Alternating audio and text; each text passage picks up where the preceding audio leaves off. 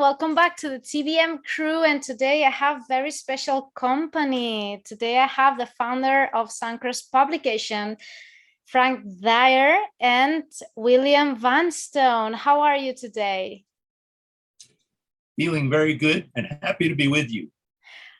Yes, much the same. I'm so happy to have you here. There's something I want to ask you. Tell me, why is your content and your books so special and so different? William, you want to start that? Yes. Yeah, I guess I can go ahead. So what makes our stuff special? Well, I know what makes my stuff special. I can't speak completely for Frank's stuff, but yeah, basically we're doing H.P. Lovecraft style cosmic horror. And then we offer a writer's guide. So that's very special. That's unique. Yeah. My story also functions as that. So yeah, that's interesting. I don't know what you want to add, Frank. Well, I'm a lifelong writer, and I've lived in Canada, I've lived in the United States, and H.P. Lovecraft was always my favorite author. And he was intellectual, and he had a cosmic sense about him that created a sense of wonder in the reader. And I wanted to have some of his excellence in my own writing. And thanks to William, I've been able to publish and promote the books that I've written. And I'm very happy with the stories. I think that they're very well done. And what we need is to find people who read them and have that same feeling that I felt when I learned about H.P. Lovecraft in my teens. So Frank, why don't you tell them a little bit about, you consider yourself sort of like the second tier Lovecraft generation because you were like a mentee of August Derleth. So why don't you maybe get into a little bit of that? Yeah. I don't have quite the same pedigree, but yeah, Frank can get into that. Okay, absolutely. Yes. I wrote my first novel just out of college at age 22. Yes. And it was horrible. It was awful. and I sent it to H.P. Lovecraft, not to Lovecraft himself, but August Derleth, who published all of Lovecraft's work in Arkham House Publishing.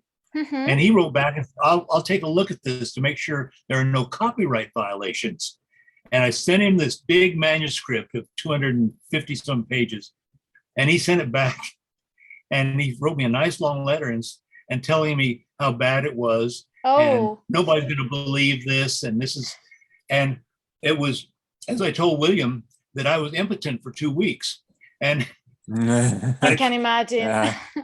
But what happened was that I became more dedicated than ever. He was encouraging, and I kept writing. I kept sending him stories. And finally, he anthologized one of my stories in one of his books. And that was so encouraging. And I wrote to him for several years. He died in 1969. And I went to visit him in 1967. And he was a very strong influence to keep me writing through all the vicissitudes of life. And so I'm still doing it. Wow, that's amazing. And how do you work together? How is your teaming up when you want to publish a book? I guess I can get into that a little bit. So basically, my mother, I guess, dated Frank for a bit, and then they met at Centennial College, which is up here in Canada. It's like a local community college. Yes. And then, yeah, I know Frank through her, and yeah, I've been with Frank maybe once, like in person in life, and then just through the internet and Skype and things like that, we kept in touch. And yeah, I'm also interested in doing the writing, so I have my story, and then yeah, I've helped him a bit, and he got into the self-publishing through Amazon. So that's also another thing that we do that's unique about us, is that in addition to like our stories that you'll get to read, if you're interested in getting your work published on Amazon, we will assist you with that whole process. So yeah, that's awesome. That's something a lot of writers need. Yeah, and it's a long story in itself, just how I met him and how these things happen. But he has the technical ability. I'm one of the dinosaurs. I can use text, but I don't really understand it. And so he took my books and put together the website that you see, the Suncross Publication Yes. website. And this is how the information gets out to people. So I'm very grateful to William for all that. And we've been pretty good friends since. That's awesome. And I know you help authors. William told me you are open to help authors in their, well, they have doubts, they have some problems in their way. How is your interaction with authors when they reach you out? Well, we've had one person show interest. We've had, we've been networking on Facebook, social media, that kind of thing. Okay. We had one guy that was interested, but yeah, it is unusual because we offer sort of like a package deal. So buy the Yes. books, you get all the books, you get the bonus stories, you get our writer's craft guide, which has, the writing tips, writing advice. It's like advice on style, grammar, that kind of thing. And then as part of that, yeah, we will help you get your work if you don't know how to use Amazon, how to get it to how to use Amazon to publish a book. Yes. Then we'll help you through that entire process. And, it's not really like it's something that you could figure out how to do yourself. Like it is fairly easy, but I don't know. We think that that's a pretty unique offering. Like we don't see a lot of people offering you get books and that, and, Yes. the bonuses and everything. So, even though it is more like it's 130, that is fairly expensive, right? Like Netflix is like $10 a month. It is fairly unique, and you get all the books, and Yes. it's probably about like a month's worth of entertainment just with those stories, or longer. And then yeah, with that, getting on Amazon, if you are an author, if if you do write, again, it's something you could learn yourself, but we just, yeah, we would, mainly myself would help you, walk you through the entire process. And, it's not really that complicated. People think that it's, something that's, people I guess are intimidated by it, but it's actually, not that hard. So. Well, but it's because you know how to do it, because I have had people asking me to help them through that too. And there are many people that just don't know how to do it, because depending on your background and your knowledge on how to manage all these things, it's not as easy as it seems sometimes. So it's great that you can guide them through that, because there are a lot of people who need that. And tell me a bit about your books. What is if you had to choose one book for people to start reading to know you, like this is the first book you need to read from us, which one would it be? Well, honestly, I can speak for my story, but Frank's of his, I would say, but this is just my opinion, The Vampire of San Vicente. Okay. I consider that, yeah, Frank's best work, but Terror Tales is good as well too. So I'd say it's a tie between those two. The other stories, I have a fondness for Cobston, but then that's nostalgia and memories for me. That's really got the whole process started. Like back about 10 years or actually more than that, actually 2007, I guess. Yes. I helped Frank use Cafe Press, and then we came up with that as the first manuscript, and then that's what got us on the self-publishing journey. So yes, yeah, that one, yeah, for in terms of memories for me, but in terms of the best story, yeah, definitely Vampire. But that's just me. I don't know what you think, Frank. Well, of course, Cobston was set in Canada, and so William would recognize the locales and places and how the story developed. And Vampire of San Vicente is New Mexico, and yet there's a European connection to it. It is my most recent book and my longest, and so it's hard for me to choose which is best, because I go back and forth and I look at how these things develop, and we try to make them as real as possible. I don't want it to be a fantasy. I want the stories to seem so real that it could have happened. And what's the perfect reader for your books? Now, what do you mean by that? In horror, there's a lot of subgenres and people who likes this kind of this. What is the perfect background to read your books and enjoy them and appreciate them? Well, Well, I don't know if I can speak for Frank's stuff, but I can speak of my own, Mhm. definitely horror, but my work right now, I'm re-editing it. Like I'm working on a revision of it, Okay. and it's not, it's a manual about how to write a horror story. Like we get into the writing tips about it, but it's a choose Oh, your own adventure book. okay. So meaning Yes. that if the choose your own adventures were like really popular in the 80s and 90s, like they're meant for Yes. kids, but it's like Yes.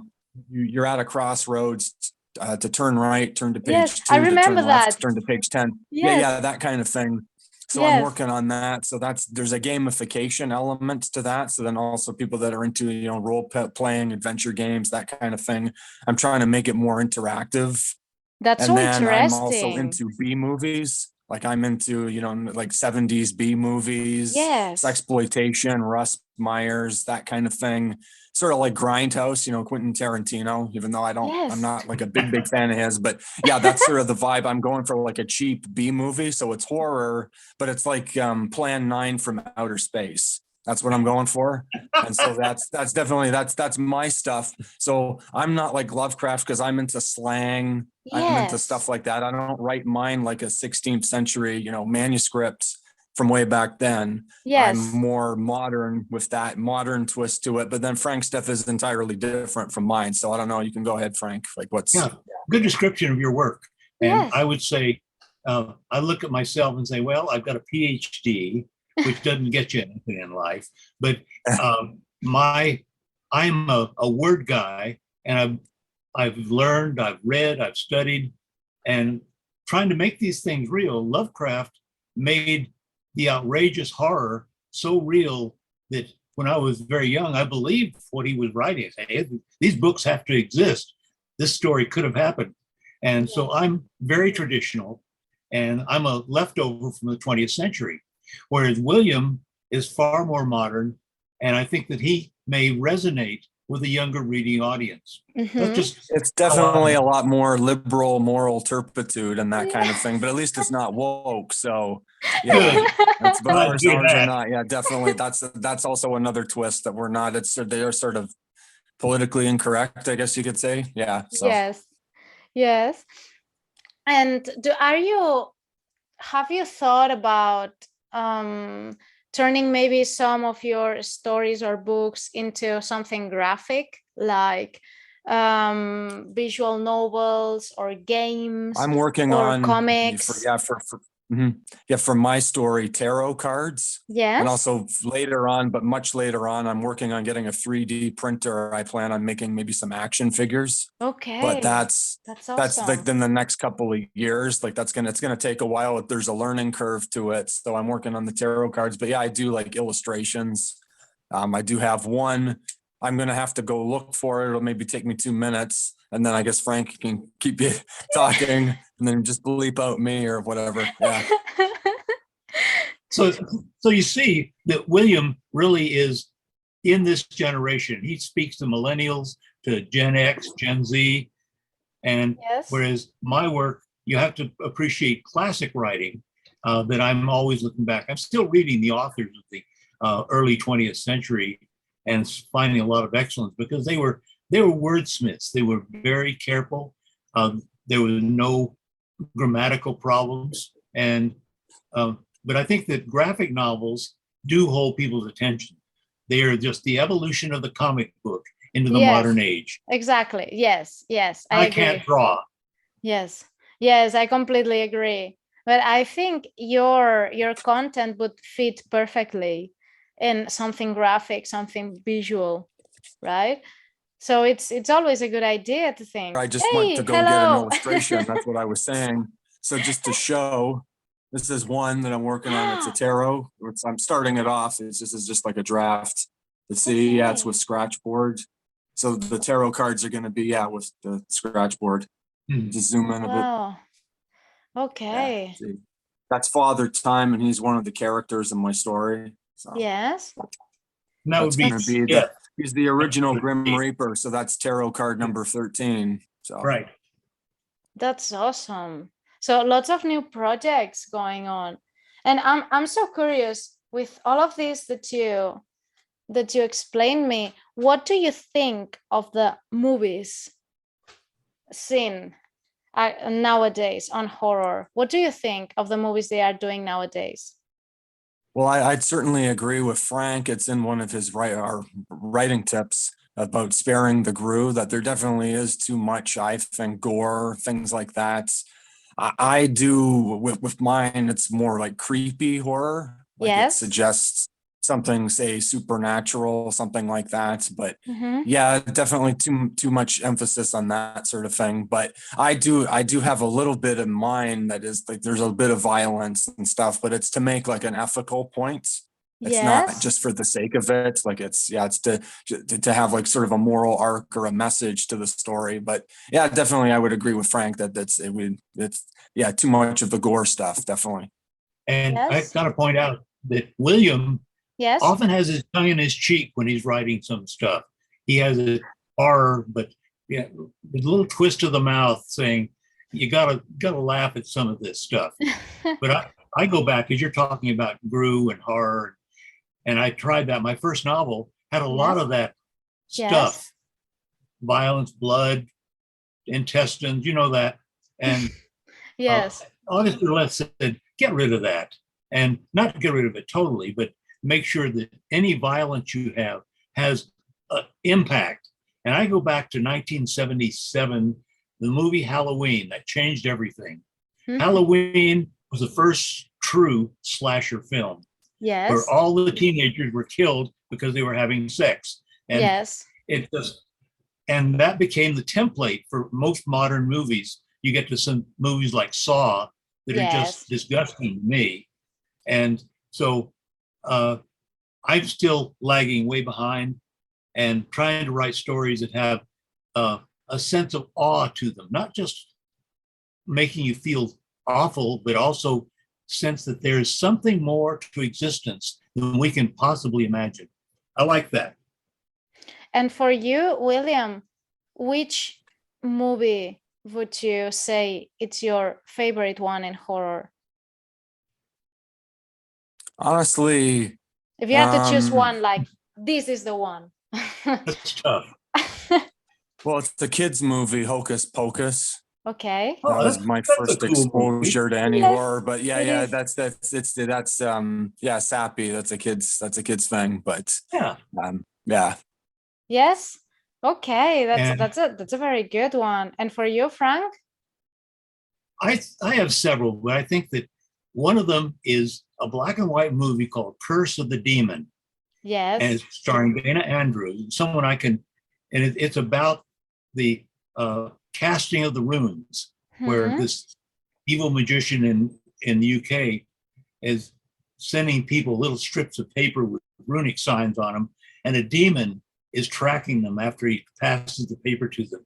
A very complex story, and the monster is not really up to the modern special effects, but the story is creepy. Yeah. And it's got romance. It's got all the good things in it, and it's a black and white movie. And there are other movies like that, but that's one I just happened to think of. And I remember the first time I saw it on Halloween back in the early 1960s. Yes. So, and is there? Yeah, definitely. Sorry. Those are good. Go ahead. Yes. So yeah, like another, I was just had a thought in my head about in terms of movies. My story and my rewrites, I'm focusing on entertainment about time loops, and I'm getting into time loops. And there's a lot of stuff on Netflix these days, but really like in media, just in general, and sort of getting into the theology of, like there's Nietzsche's Eternal Return, there's in Buddhism, there's the Wheel of Samsara. Yes. So there's a lot of entertainment that they're putting out from Hollywood that's about time loops, something like that, and sort of a alternate dimension or a parallel dimension or wormholes or stuff like that, that there's something going on with time. And then that's in Lovecraft, he wrote like a little writer's guide himself. Yes. And he said that what made his work was that it dealt with conflicts in time. But really that can be any genre. It deals with some kind of conflict, like time. Time is everything pretty much. But that's getting into that, but that's more theological. But then it's also something in the entertainment industry that they're just putting out all over the place, that they're definitely preoccupied with it, but then they do it in a sort of an occult way, sort of like a hidden message. Like they're Yes. not like, it's sort of secretive, like they don't, so getting into that. And I don't know what you want to say about that, Frank. So You're on good territory there. And Lovecraft was described as he was conducting guerrilla warfare against reality.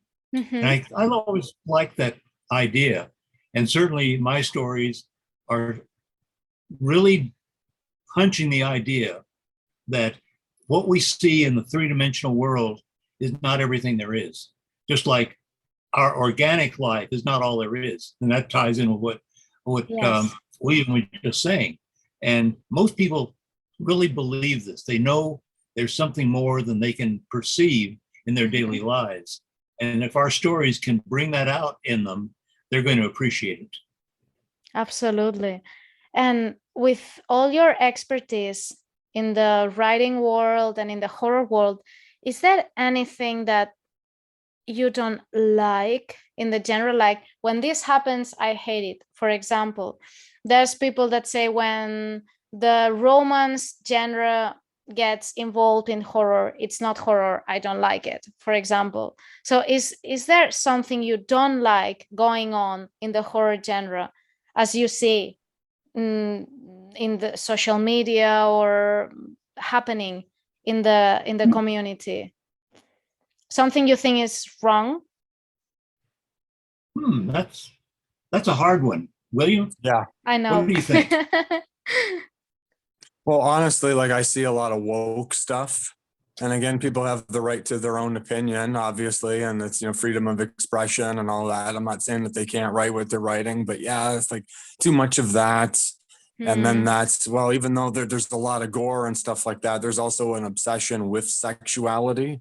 Yes. And I try to show in my story that sex is very powerful. And if you mess around with it too much, it can cause, Yes. Okay. it can potentially turn into a bad thing, but it has the potential to be really good, almost an expression of the divine, but playing around with it too much, like, there's sort of in this, what I get into with the secretive theology, it's just lower vibrational, I guess, with the sexuality that they're promoting. Yeah, it's not, I agree. it's not spiritually connected, but then that's just me. So yes. Very Okay. interesting. And we learn in our lives that sex is dangerous, but it's also, someone once described me as having an erotic personality. Apparently psychologists see that as a dysfunction. But in my stories, there's always some kind of erotic thread that runs through it, and which doesn't always run through my daily life. Yes. Thank goodness. Yeah, it's impossible for there not to be a link, right, with sex and then death. They're sort of the life creation and that circle there. They're intimately linked. And so then, of course, vampires are loaded with sexuality. Yes, so absolutely. Yeah, it's sort of almost tied into the genre, right? That's, Yes, but I understand what you say, because sometimes it has happened to me that someone sends me a book, like, can you read the book and review it and whatever. And I read the reviews, and there's a lot of reviews like saying, oh, I couldn't read it, it's so horrifying, it's like an amazing extreme horror book. And I read it, and it's blood and sex and terrible sex. And I see, no, this is not horrifying me. I mean, it's I don't want to have that in my mind, but that's I know what you say. I mean, it's not connecting with me. It's not scaring me. It's not getting to my soul, to say, so to speak, So I understand what you say. It's like, maybe for some people it's fun horror, like this kind of traditional cheesy horror, like The Evil Dead, or this kind. I mean, it's fun to watch. I mean, I love The Evil Dead. It's fun. You watch it and you laugh. I mean, but it's not the kind of horror that maybe you want to. Yeah, that's the one where the guy has the shotgun for the arm. Yes. And he's like, yes. Yeah. The chainsaw. That's a good one. Yes. I mean, that's fun horror, but this is. There is, he's always what he does is sort of tongue in cheek, just like William.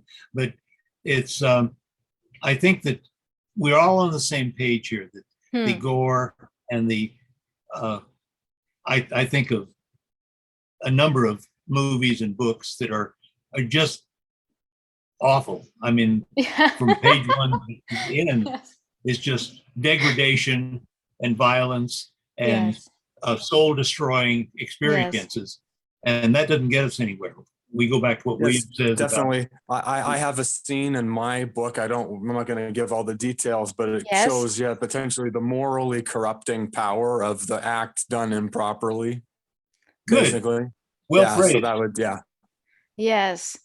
Yes. I think that maybe the horror that they sell to the wide audience has lost maybe the essence, because maybe they want to be more commercial or to get to a wider audience.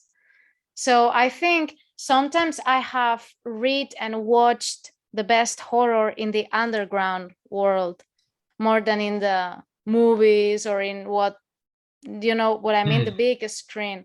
So I don't know if you agree with that. Oh, I definitely agree with that. I was going to say, we haven't got into, people may notice in the background with Frank that there's the swastika there. So Frank, you might want to get into that, your yes. hobby and everything, just because it's sort of like the elephant in the room that nobody's acknowledging. So yeah. It's very normal for me, because I was born a month before the Second World War started. Yes. And from the time I was 4 or 5 years old, my parents' generation were bringing all this stuff back from Europe. These arms and flags and swords and daggers and pistols. And the swastika was something that I was always fascinated with. And if you go back to India and the roots of the Caucasian race, that India is full of swastikas. And in China, you have the Taoist religion, and they have swastikas in their chapels. And so I find that the relics of the Third Reich are very magical and exotic, because they were an occult order.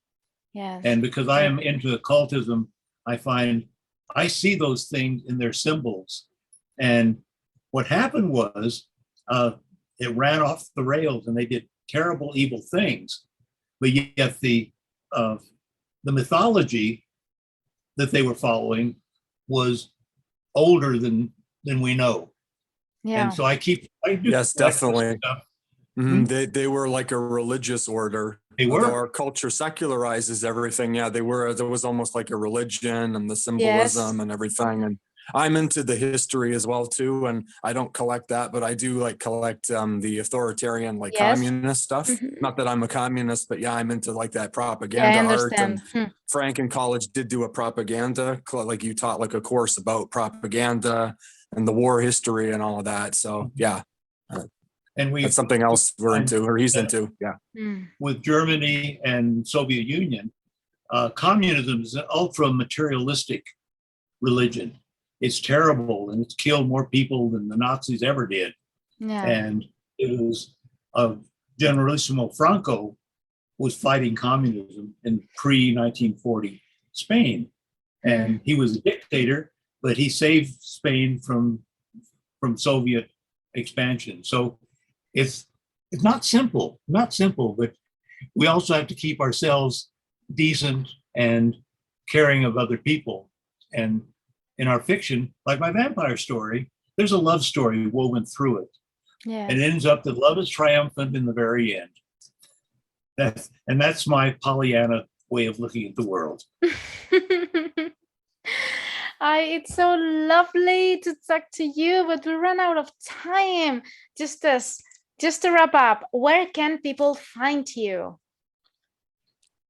Our website is www.suncrosspublications.com. You can also email suncrosspublications@gmail.com. We'll reply to any email or whatever. Please go to the website. The last thing I'd like to mention is, with my story, if you do go and purchase a copy, you'll be getting a newer version probably in the next couple of months. And I'm also thinking of, for maybe like a quick promotion, just releasing my story for free.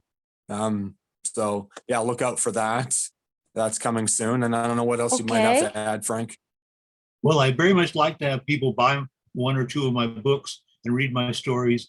I believe that if you read my stuff, you'll find that it is maybe in the first ranks of horror writers. I hope you find that, because that's been my goal from the beginning.